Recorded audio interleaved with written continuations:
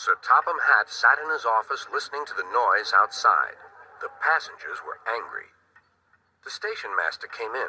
"There's trouble in the shed, sir. Henry is sulking. There's no train, and the passengers are saying this is a bad railway." "Indeed," said Sir Topham Hatt. "We cannot allow that." He found Gordon, James, and Henry looking very cross. "Come along, Henry. It's time your train was ready." "Henry's not going," said Gordon. "We won't shunt like little tank engines. That was Thomas's job. We're important tender engines. You fetch our coaches and we will pull them. Tender engines don't shunt."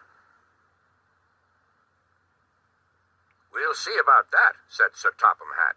"No engine on my railway is too important for small jobs." And he hurried away to find Edward. The yard has never been the same since Thomas left to run his branch line, he thought sadly. Edward was shunting. "Leave those freight cars, please, Edward," said Sir Topham Hatt. "I want you to push coaches for me in the yard." "Thank you, sir. That will be a nice change."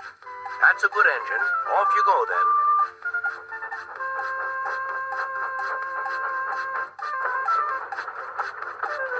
So Edward found coaches for the three engines, and that day the trains ran as usual.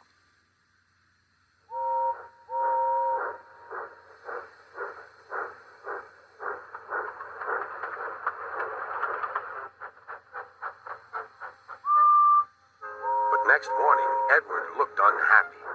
Gordon came clanking past, hissing rudely. "Bless me," said Sir Topham Hatt. "What a noise!"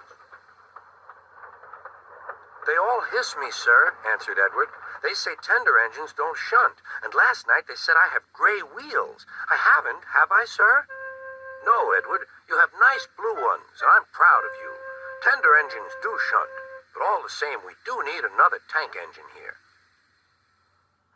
He went to a workshop and they showed him all sorts of engines.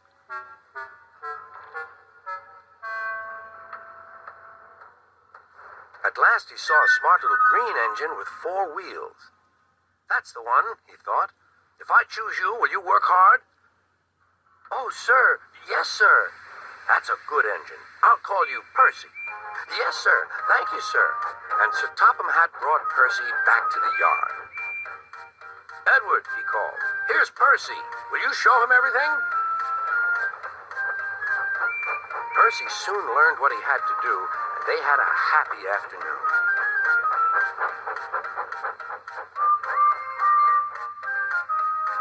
Then Henry came by, hissing as usual. Whoosh went Percy. Henry jumped and ran back to the shed. "How beautifully you wheeshed him," laughed Edward. "I can't wheesh like that." "Oh," said Percy, "that's nothing. You should hear them in the workshop. You have to wheesh loudly to make yourself heard." Next morning, Thomas arrived. "Sir Topham Hatt sent for me. I expect he wants help," he said to Edward. "Shh, shh, here he comes," replied Edward. "Well done, Thomas. You've been quick. Listen, Henry, Gordon, and James are sulking. They say they won't shunt like little tank engines. So I have shut them up, and I want you both to run the line for a while." "Little tank engines indeed," snorted Thomas. "We'll show them. And Percy will help too." "Oh, sir, yes, sir, please, sir," answered Percy. Edward and Thomas worked the main line, greeting each other as they passed by. Percy puffed along the branch line. Thomas was anxious about Annie and Clarabelle, but both driver and conductor promised to take care of them.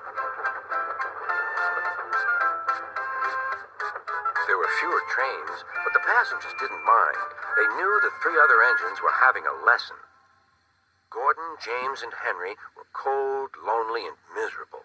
They wished now they hadn't been so silly.